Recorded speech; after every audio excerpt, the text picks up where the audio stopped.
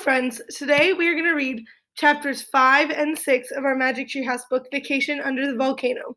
I'm so excited to share these chapters with you today. All right, let's start with chapter 5. Books? Books? Jack and Annie ran up to the front entrance of the villa.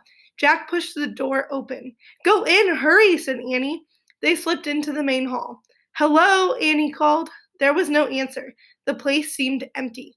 The main hall had a large opening in the ceiling. Below, it was a small stone pool filled with water. Jack looked at it carefully. "Oh, I bet rain comes through the hole," said Jack, "and then it lands in the pool so that they can use it for their water." He started to take out his notebook and make a note. "There's no time, Jack," said Annie. "We have to look in all the rooms for books." Okay, calm down," said Jack. He put away his notebook and followed Annie. "Books? Books," she said, peering into a room off the hall. She moved into the next room. "Books? Books." Then she moved on to the next. Jack trailed behind her. Even though she had already checked the rooms, he took a quick peek in each of them. He wanted to see what a house in Roman times looked like. He'd write notes later. The first two rooms had wooden beds. The walls had pictures painted on them. The floors were covered with tiny pieces of colored stone. The third room had a low table with silver dishes on it. 3 sloping couches were placed around the table.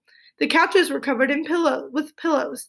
"This must be the dining room," said Jack. "People from Roman times lay down on couches while they ate. Did you know that?" He looked around for Annie. Where was she? "Jack, come here," Annie called. Jack followed her voice. She was in a garden off the dining room. In the middle was a pool with a mermaid fountain.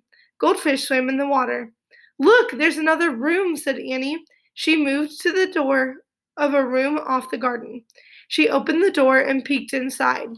Jack looked with her. Along the walls of the room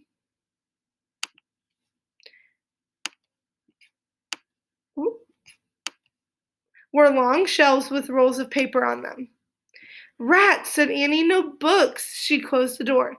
"No books in this whole villa. Let's get out of here." "Just a minute," said Jack. "I have an idea."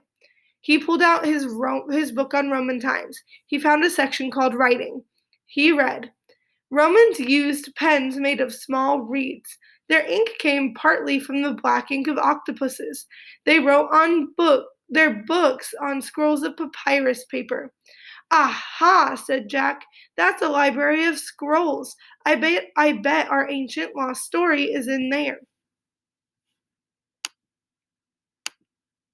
Chapter 6. The end is here. Jack threw open the door to the room of scrolls. He and Annie rushed in and ran over to the shelves. Jack pulled out the piece of paper with the Latin title on it. "For Fortissimus in Mundo." "Okay," he said. "We have to find the scroll with this title." They began frantically unrolling scrolls one by one. They were all handwritten in Latin. "Here it is," said Annie. She held up a scroll. The words at the top matched the ones on their paper. "Yay," said Jack. "I wish I could read Latin so we could find out what the story is." "Don't think about it now," said Annie. "Let's go." Annie handed the scroll to Jack, then started out of the room. "Come on," she said. "Bring it." "I just want to check and see what the story's about," said Jack. He put a scroll in the leather bag. Then he flipped through the book on Roman times, looking for a picture of the ancient scroll. In the middle of the book, he found a picture of a volcano erupting over a town. Under the picture was written, "For 800 years, Mount Vesuvius was a peaceful mountain, rising above the town of Pompeii.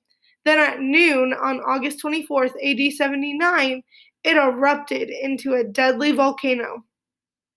"Oh no," whispered Jack. "August 24th, AD 79.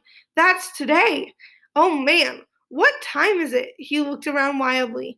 "Annie?" She was gone again. "Annie!" Jack grabbed the leather bag. Then clutching the book, he tore out of the scroll room. "Annie," he cried. "What?" Annie appeared at the door to the dining room. "Volcano," stuttered Jack. "What?" said Annie. It's coming, a volcano at noon," said Jack. Annie gasped. "What time is it?" cried Jack. "So that's what the soothsayer meant," Annie said. "The end is near." What time is it? Jack asked again. He looked around the garden. He saw something near the mermaid fountain.